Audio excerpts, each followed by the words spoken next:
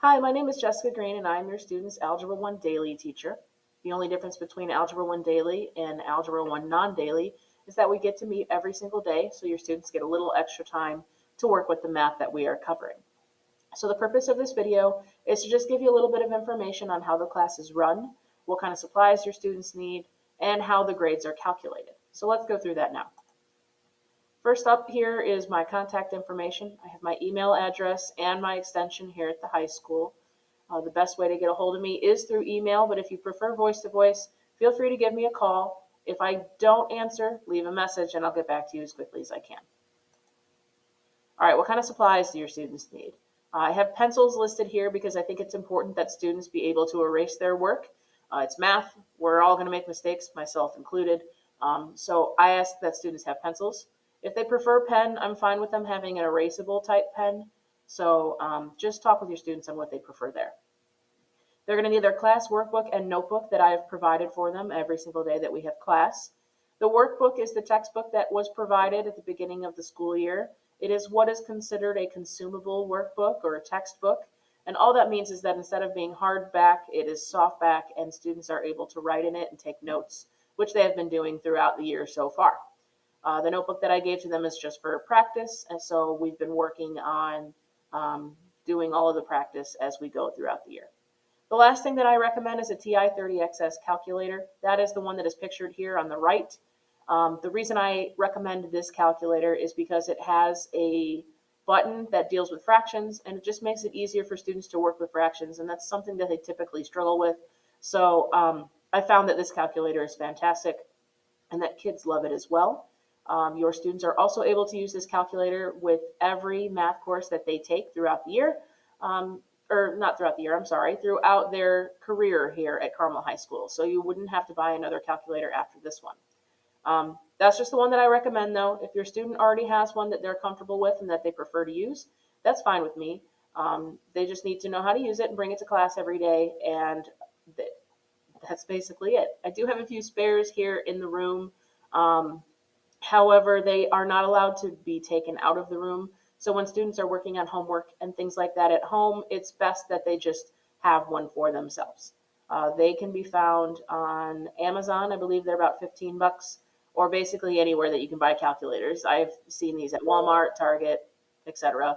So you can get them just about anywhere. All right, so let's talk a little bit about the important parts of the class. First up is tests. Like I mentioned at the beginning of the video, we have a daily class, which means we get to see each other every single day. So we have the added benefit of being able to move a lot slower than a block class that meets every other day, which means that we can really focus in on one topic at a time and help students truly understand how to work those types of problems and why they work the way they do. So because of this, we are going to focus on one topic at a time each week, and your student will be tested on that topic every single Friday. It might change to a Thursday depending on the school schedule, like if we don't have school on a Friday or something like that. But for the most part, tests will always be on a Friday. Now, there are retake options in the event that your student doesn't do so well on a test. Every single student is able to retake a test one time, and there's no limit to how high a student can score. So if they score 100% on the retake, that 100% is their new score. So there's no penalty for retaking a test at all. I will always take the higher grade. There is one thing that students have to do in order to be eligible for this retake, and that's to make sure that their homework is completed by 11:59 p.m. on Thursday nights. I will be checking to see if homework is done Thursday morning, um, or I guess it's more afternoon when I see them.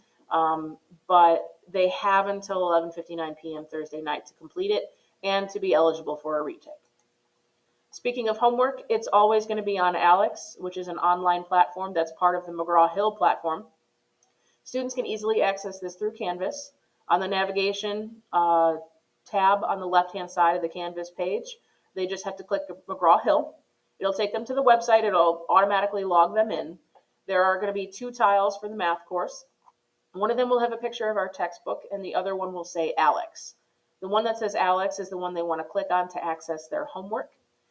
The really nice thing about ALEKS is that it allows students to retry problems that they didn't get correct the first time, and they have unlimited tries, so there's no limit on how often they can do that. It doesn't make them redo the whole assignment, just the ones that they get wrong, which I have found to be a lot better than forcing students to redo the entire assignment. It also allows them to try a problem again if they want to. So if they need extra practice, all they have to do is go in, find the types of problems that they want to practice again, and there's a try again or try another button down in the bottom left corner of the page, and they can try a problem that is similar to the one they just did. So that can help them prepare for tests as well. Students are always going to be assigned one homework per week. It will be assigned on Monday and is due on Thursday. Now, the students might not be able to complete the entire assignment on Monday because we are only going to do a portion of the assignment each day, but by Wednesday, they'll be able to do the entire thing. So I encourage students to focus on the problems that apply to what we did that day and get those done so that they're not bogged down by doing all the problems at once. All right, so how's the grade calculated? If you look on PowerSchool, your student will have 2 algebra grades. One of them is labeled Algebra 1, and it should say Algebra 1 Daily, and the other one says Algebra 1 Daily Lab. There are 2 different grades. The Algebra 1 Daily grade is your standard typical algebra grade. It's the math grade that they get for the course, and that is based on 80% summative assignments, which are their tests, and 20% formative assignments, which are any in-class work that we might do. The Algebra 1 Daily Lab grade is more like an elective grade. So there is no weight here. It's all total points, and it's based on homework and notebook check grades. So if your student is doing what they're supposed to do and making sure that they get good grades on those homework assignments, they should have an A in the Algebra 1 Lab, which is great because it boosts their GPA, and it should just be an easy grade for them there. All right, so let's talk a little bit about Canvas. This is what our Canvas modules look like. So if you open or go to our Canvas page and click modules, this is what will pop up. Each module looks just like this. I'll have one per week with the dates up here and what lesson we're covering during that week. The top link will always be to the key for the notes that we're covering. All the ones that follow will have the agenda for the day, and I'll go into that here in a minute. And the very last one will be all the review materials that your student can use to help them prepare for the test on Friday. So inside that Canvas module, this is what it looks like. I'll have the date and what color the day is. So if it's a gold or a blue day, the agenda for the day, and then homework underneath. And that's basically it. That's all the information that I have for you. If you have any questions for me, please feel free to reach out. Of course, email is the best way to do it. But again, if you want voice to voice, feel free to give me a call and I will get back to you as quickly as I can. Thank you.